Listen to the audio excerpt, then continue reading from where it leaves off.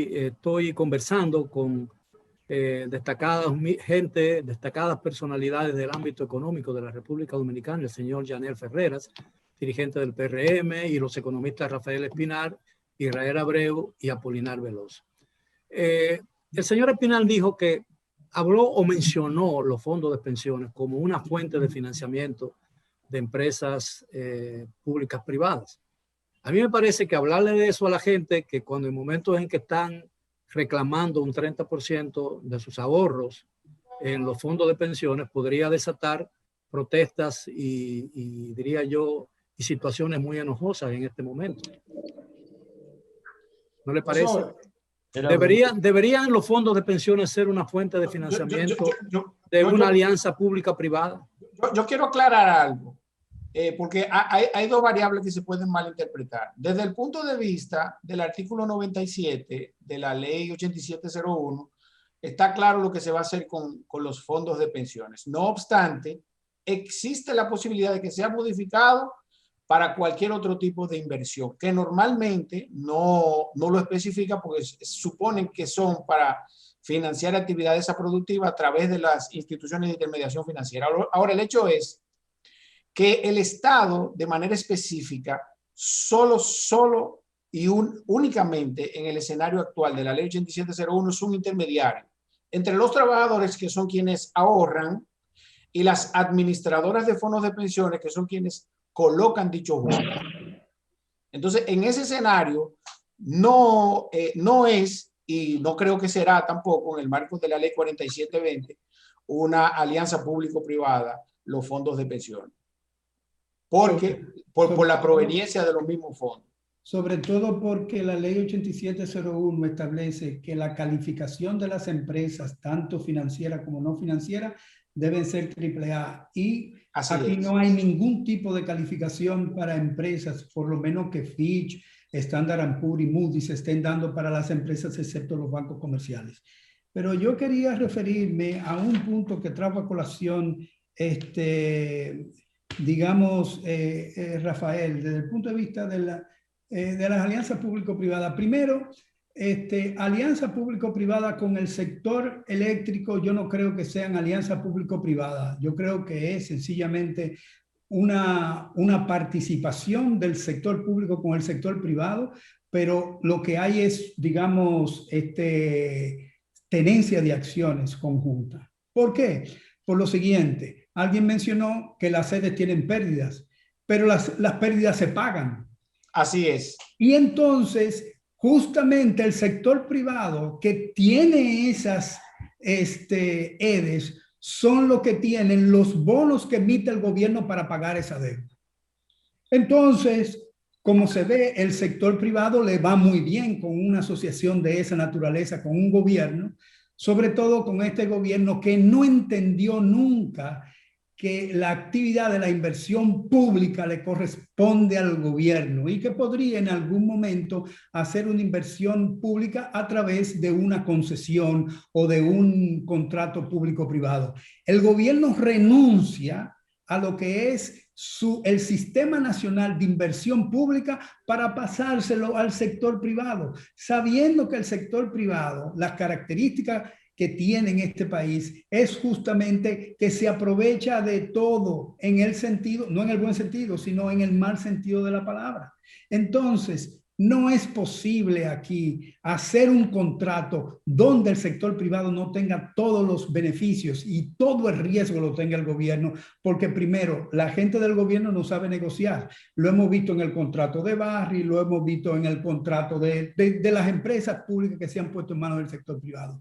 Entonces, desde ese punto de vista, no me cabe la quimera en la cabeza de que el sector público pueda en este momento hacer un contrato que sea beneficioso para el gobierno. Debo decir algo, la carretera del Nordeste, uno de los elementos básicos por los cuales no se quiere revisar ese contrato, que todos los abogados saben que cuando se tiene un contrato en términos privados se puede renegociar en cualquier momento, porque esa es una de las reglas, es que los dueños de ese contrato son los dueños de la deuda, de mucha de la deuda que tiene el gobierno en estos momentos a través de la emisión de certificados no solamente del Banco Central, sino también del gobierno. Entonces, desde ese punto de vista, donde quien hace la política es justamente el que está dominando financieramente el contrato, entonces un gobierno de esa naturaleza no puede hacer un contrato público-privado porque no tiene dientes legales para sencillamente hacer una revisión contractual. Como el señor Veloz se refirió a algo dicho por Espinal, me gustaría escuchar la opinión de Espinal. Mira, yo pienso que Apolinar tiene una visión muy pesimista de la posibilidad de desarrollar proyectos de alianza público-privada, porque creo que las experiencias negativas, que sin duda las han habido, ahora tienen un marco legal completamente distinto. La ley 4720 tiene seguros para esto. Y además, los proyectos de desarrollo que se han planteado, por ejemplo, en el caso del desarrollo del puerto de Manzanillo. Aquí tenemos la experiencia de Punta Caucedo. Punta Caucedo es un puerto, es una concesión, y es una concesión que funciona exitosamente, que tiene ha creado en todo el Caribe un modelo de puerto de transbordo de mercancía.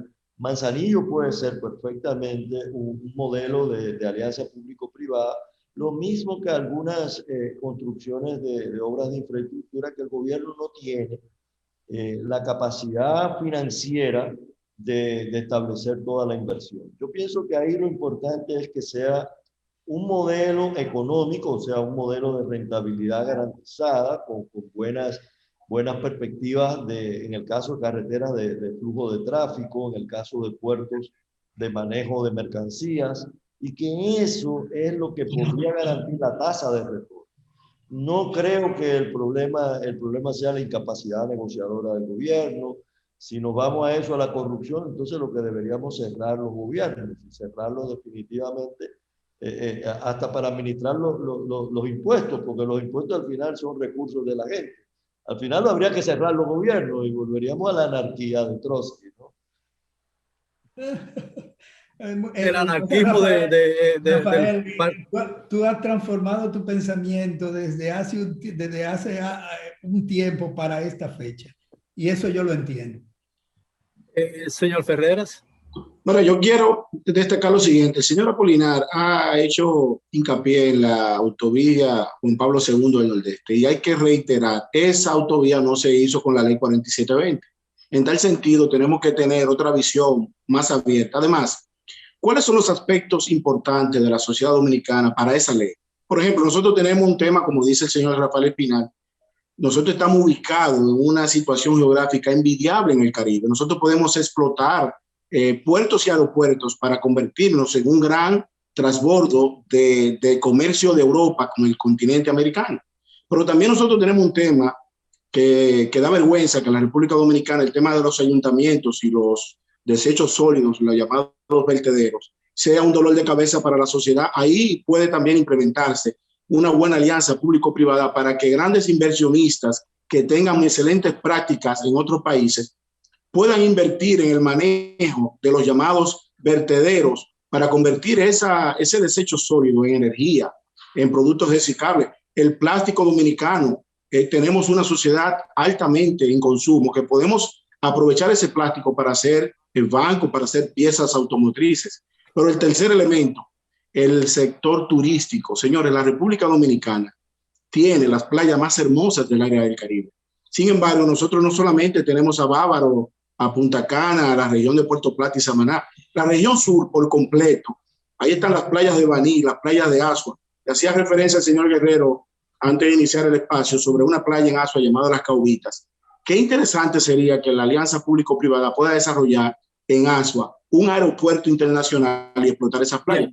Se ha mencionado aquí el puerto de Manzanillo como uno de los proyectos que tendría mayor potencial para una alianza público-privada. Por la cercanía con Miami. Bueno, exactamente, y por la cercanía de Europa, ¿no? En vía directa hacia Europa, no tiene que darle la vuelta al Caribe. Y está muy cerca de la zona este de los Estados Unidos. Ahora bien, el presidente de la República ha dicho que ha limitado o ha restringido la posibilidad de inversiones chinas en áreas que el gobierno dominicano entiende que son estratégicas. Por ejemplo, la electricidad, la construcción de puertos y aeropuertos. ¿Qué pasaría si en el caso de Manzanillo, si va a ser financiado con un préstamo internacional, probablemente se necesitará una licitación internacional, pública y privada, pública, ¿no? ¿Qué pasaría si 2 empresas o 3 empresas o una empresa china decide participar en un área que el gobierno ha restringido para ella? ¿Cuál sería el éxito? ¿O cuál sería la legalidad o legitimidad de un proyecto de esa naturaleza con ese tipo de restricción? La ley no contempla eso, don Miguel. La ley contempla que una vez se hace la presentación al Consejo de la APP y se da como bueno y válido, la tercera fase de ese proceso es la competitividad de todos los actores. Esto no es personal, no es que yo no quiera ni que don Miguel no quiera. Es que la ley contempla una participación igualitaria entre los capitales que quieran invertir. Si son los chinos los que van a ganar la competencia, la ley le va a permitir a los chinos entonces participar. Entonces aquí hay algo que uno no entiende, porque hay una restricción administrativa que la ley permite. Pero jurídicamente no es viable ni es permitido. La ley no puede ser operada para perjudicar a ningún elemento, incluso cuando un sector privado es el dueño de la iniciativa. Una vez el Consejo de la Alianza Público-Privada da como bueno y válido. A lo que quiero decir, la ley que establece o que fomenta la actividad pública y privada, los proyectos públicos y privados, derogan la restricción que ha anunciado el presidente de la República. Repito, es que la intención del presidente de la República, por ejemplo, no está por encima de la ley. La ley establece en la tercera fase que una vez el Consejo de la Alianza Público-Privada le hace el llamado a apertura pública, en la tercera fase los actores privados, incluso que no sean dueños de la idea original, pueden participar dentro del proyecto. El gobierno dominicano ha puesto restricciones a la inversión china. No, es que cuando el proyecto lo gana una persona que es ajena a la ley original. Se le fue el volumen, se le fue el audio. Se le paga al dueño de la idea original los costos de la inversión hecha hasta el momento de la participación de la alianza público-privada. Señor Abreu. No, yo creo que Janel acaba de exponer un punto y usted acaba con la pregunta que hizo, de crear una situación en términos políticos, porque una cosa es lo que expresa el presidente de viva voz y otra cosa es lo que dice la ley de manera específica, salvo que se le ponga una cláusula de manera específica al Estado chino al respecto de algunas actividades económicas. Eso es letra muerta. Se debe hacer lo que dice la ley y en caso contrario, como establece Janel, entonces nosotros pudiéramos ser inclusive objeto de la incoación de cualquier proceso. Ahora, lo que me extraña es el hecho de que la ley es anterior al pronunciamiento del presidente de la República. Exacto, pero en el escenario actual de la ley 4720, vuelvo y le digo, e inclusive en ocasión de los niveles de transparencia que se requiere al respecto del manejo de las alianzas público-privadas, definitivamente son escenarios totalmente diferentes. En la ocasión anterior cité el caso de las EDES, porque al margen de que sean botines políticos, deben ser rentables, porque en el momento que son rentables, al ser 100% del Estado, esa rentabilidad, ese retorno vuelve a la sociedad dominicana en servicios sociales, por poner un ejemplo. Entonces, definitivamente los problemas de la provisión del sector público son la mala elección de los proyectos, los sobrecostos, los mantenimientos insuficientes y a veces de tiempo, son los principales problemas que enfrentan las inversiones únicamente públicas. Entonces, cuando las iniciativas vienen del sector privado, normalmente vienen con análisis de factibilidad y de viabilidad. No estoy de acuerdo con eso. O sea, el Ministerio de Planificación tiene un departamento que se ocupa de todo eso que tú dices que no incluye el sector público. Tradicionalmente, desde los años 70 tiene el ministerio, UNAPLAN en aquel momento, tiene todos sus estudios de prefactibilidad, de factibilidad y de mercado. El gobierno los tiene. Obviamente, quien ha desarrollado los proyectos por parte de No, pero discúlpeme, doctor, con el respeto que merece. Pero esos análisis, que es a los que me refiero, han sido mal estructurados. Tenemos el ejemplo de la autovía del Nordeste ahora mismo. Y podemos citar todos los ejemplos de todos los sobrecostos que hemos pagado producto de la mala planificación del Estado. Cosa que no pasa en el supuesto de la ley 4720, que si es adecuadamente implementado, yo creo que tenemos una solución a grandes problemas que nos ha ocasionado inclusive la pandemia. República Dominicana tiene que abocarse a una inversión en infraestructura extraordinariamente grande para ver si reanimamos la economía. Y yo creo que fuentes de financiamiento en alianza público-privada puede ser una gran solución. Mira, don Miguel, no, quiero insistir en esto, Miguel. Lo que pasa es que el señor Abreu no conoce el sistema de planificación dominicano. Yo estuve trabajando alrededor de 10 años en ese sistema y sé que todo eso de la identificación del proyecto, la prefactibilidad, la factibilidad y los estudios de mercado se hacen y se hacían con muy buen nivel. Apolinar. Eso se hace. Apolinar, pero yo no quisiera. Pero no han funcionado, no ha funcionado, Apolinar. No es que no se haga. Pero tampoco han funcionado en los ejemplos que ustedes tienen. Apolinar, yo no quisiera. Yo me estoy circunscribiendo a la ley 4620, que es un modelo totalmente diferente. Entonces, en donde el sector privado le plantea una solución al gobierno y en función de esa solución y de la rentabilidad del gobierno, entonces se hace la alianza público-privada.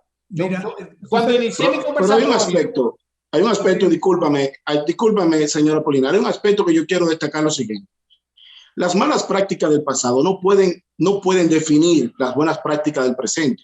Y sin que el comentario sea, pero sin que el comentario sea personalizado, nosotros tenemos que darle la oportunidad a este gobierno que ha puesto el primer director de la alianza público-privada a un joven destacado como Simon Freud, que está dando demostraciones de tener las buenas intenciones, porque la naturaleza de esa dirección, primero, es promover, que es el aspecto que tenemos que trabajar todos. Aquí hace falta una mayor promoción de la ley. Y lo segundo, entonces, supervisar de que esos mecanismos que usted dice, que todos sabemos que son así, no se vayan a poner en manifiesto en el presente. Pero no podemos tener una sociedad de espalda al futuro por las cosas que sucedieron en el pasado. Janel, déjame decirte un asunto. Yo estoy totalmente dudando de que ese sistema vaya a funcionar, porque justamente usted no puede poner a Drácula en el banco de sangre a manejarlo. Y quien está manejando el banco de sangre, sencillamente la alianza público-privada, es el secretario administrativo de la presidencia, que es un dirigente de la, digamos... No, el secretario, el ministro de la presidencia, no es la ministra. Pero que él preside el consejo. Pero el consejo también lo presiden otros. Él es que va a tomar la decisión finalmente, no va a ser el secretario.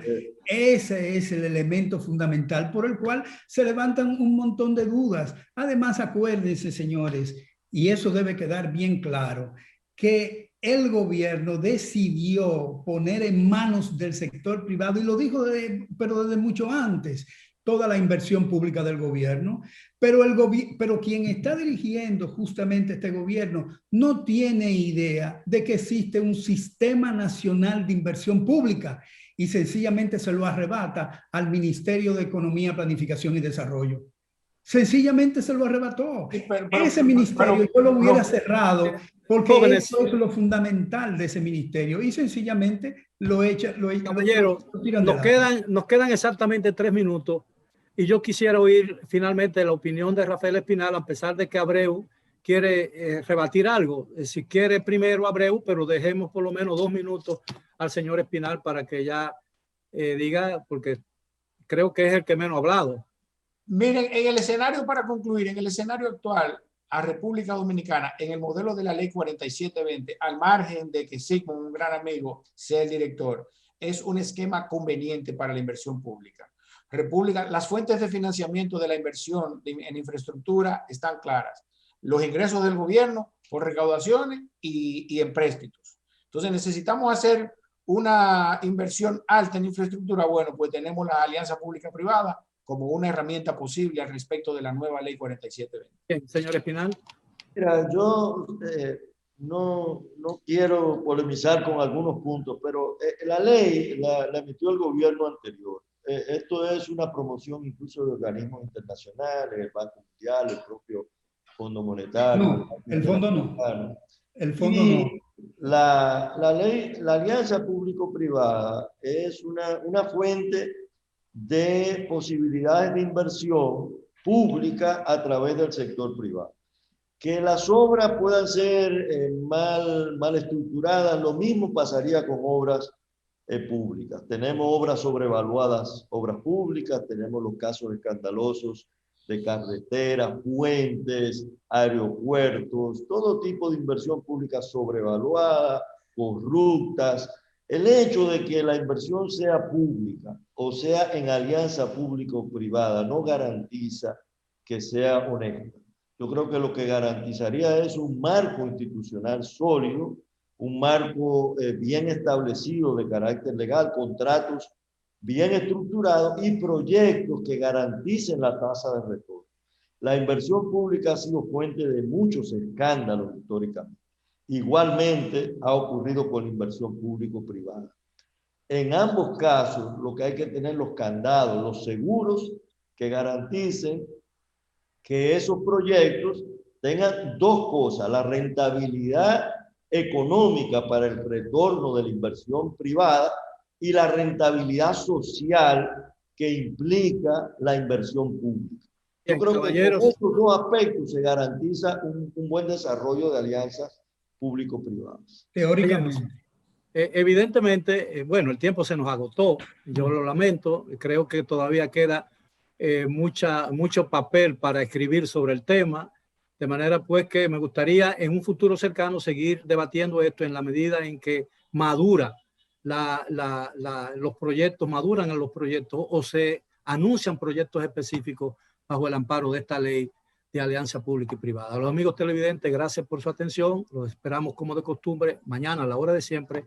Hasta entonces.